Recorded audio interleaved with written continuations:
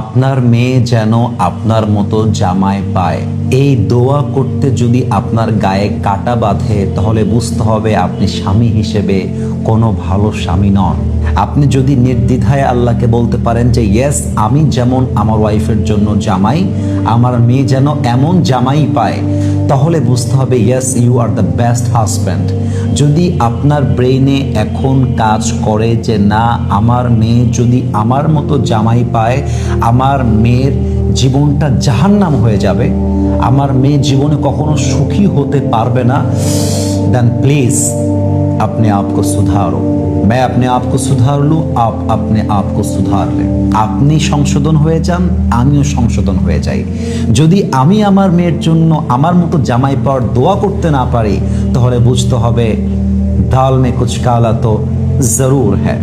কিন্তু একটা কথা আমি এই বিষয়ে মেসেজটা না দিলে পারছি না। ব্যাপারটা হচ্ছে এইরকম, দেখেন, প্রত্যেক জায়গাতে স্বামী যদি খারাপ ব্যবহার করে ওয়াইফের সাথে, এক্ষেত্রে শুধুই যে স্বামী দায়ী তা নয়, বরং দেখবেন বেশিরভাগ ক্ষেত্রে বউটাও দায়ী। কত ভুল বললাম না ঠিক বললাম বলেন? মনে করেন একজন হাজবেন্ডের ওয়াইফ হচ্ছে চরিত্রহীন, এটা স্বামী হাতে নাতে ধরে ফেলেছে। স্বামী জানে যে আমার ওয়াইফের না আছে চরিত্রের ঠিক, না আছে অনেস্টি, না আছে সততা, ওর ভেতরে না আছে লাজ লজ্জা, না আছে ইজ্জত শরমের দুই পয়সা পরোয়া। যখন স্বামী হাতে নাতে ধরে ফেলবে বা ধরে ফেলে, ওই স্বামী জীবনেও তার বউরে আর দুই পয়সা সম্মান করতে পারবে না। তো সেই ক্ষেত্রে স্বামীটা দায়ী নয়, situation is responsible for that reason. এখানে পরিস্থিতি বুঝতে হবে। যদি আপনার স্বামী হয় পরকীয়াবাজ, আপনার স্বামী হয় একটা জানোয়ার, নেশাখোর, মেয়েবাজ, পরকীয়াবাজ, ওই স্বামীকে আপনি রান্না করে খাওয়াতে পারবেন, বাট আপনি রেসপেক্ট করতে পারবেন না। এখানে ব্যাপারটা কোনো ব্যক্তি একাই দোষী, ব্যাপারটা এরকম নয়, বরং এখানে পরিস্থিতিটা হচ্ছে ভিন্ন। কিন্তু যদি একজন স্বামী জাতগত খারাপ হয়, আমি তার কথা বলছি, কথা কি বোঝা যায়? জাতগত খারাপ মানে ওর মায়ের পেট থেকে বের হওয়ার পরে ও জীবনে মধু মুখে নেয় নাই, ওর কথা শুনলে মনে হয় কুত্তা ঘেউ ঘেউ ঘেউ করতেছে, এমন ভাষা। মানে ওর মুখে কোনোদিন হাসি বউ দেখেছি কিনা বউ বলতে পারবে না।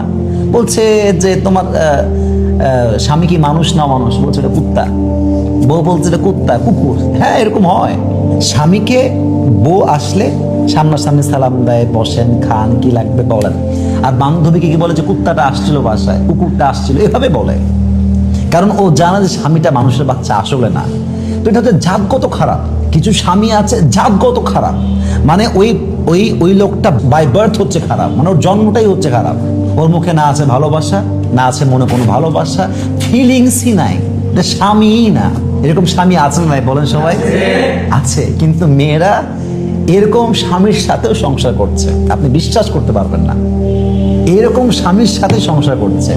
আমি তো আমার পেজে এমনও মেসেজ পেয়েছি যে স্বামী 6 মাস যাবত, হতে পারে এটা আপনার জন্য কম, কিন্তু আমার কাছে অবাক লেগেছে, 6 মাস যাবত খোঁজই নেয় না।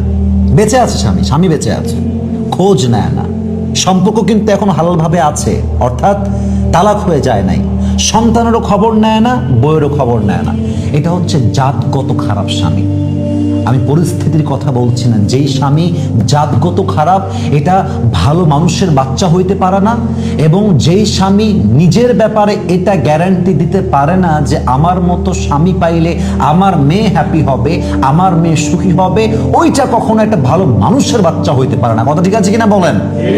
এই জন্য প্রিয় ভাই আমার, আপনি হাজব্যান্ড, আমি হাজব্যান্ড, আপনি আপনার নিজেকে জিজ্ঞেস করেন আপনি জাতগত ভালো মানুষ কিনা, আপনি আসলে ভালো ব্যক্তিত্বের মানুষ কিনা, আমি আসলে ভালো স্বামী কিনা, আপনি আসলে ভালো স্বামী কিনা। কারণ আপনি যদি ভালো স্বামী হন, হতে পারে আপনার ওয়াসিলা করে আল্লাহ আপনার সন্তানকে ভালো স্বামী দিবে, আল্লাহ আপনার মেয়েকে ভালো জামাই দিবে।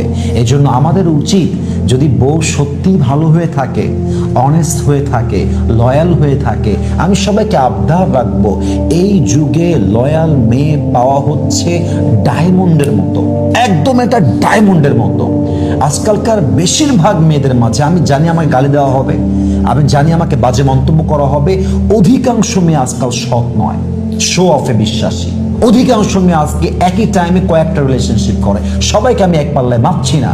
তো এই যুগে অনেস্ট অ্যান্ড লয়াল ওয়াইফ এবং পবিত্র ওয়াইফ পাওয়া মানে হচ্ছে একটা ডায়মন্ড পাওয়ার মতো। এজন্য যার যে বউ আছে যদি ভালো হয়, দিনদার হয়, নেককার হয়, জান প্রাণ দিয়ে ভালোবাসবেন, জান প্রাণ দিয়ে যত্ন করবেন, মন প্রাণ দিয়ে ভালোবাসবেন, ঘুরতে নিয়ে যাবেন, আদর করবেন, ভালোবাসি বলবেন, যেভাবে যেভাবে ভালোবাসা যায় সেভাবেই ভালোবাসবেন। দেখবেন আপনার জীবনটাকে বরকতপূর্ণ করে দেবে। একজন আওয়াজ দিয়ে বলেন সবাই, তিনি কে? আল্লাহ। অতএব নিজের মেয়ের জন্য ভালো জামাই চাওয়ার আগে বাবা হিসেবে, স্বামী হিসেবে আগে নিজেকে ভালো মানুষ বানান। আপনি হবেন আদর্শহীন স্বামী, আপনি হবেন অসৎ স্বামী, আর আপনি চাইবেন আপনার মেয়ের জন্য ভালো জামাই। এটা ন্যাচার নয়, এটা সিস্টেম নয়, এটা স্বাভাবিক নিয়ম নয়। নিজে ভালো, জগৎ ভালো।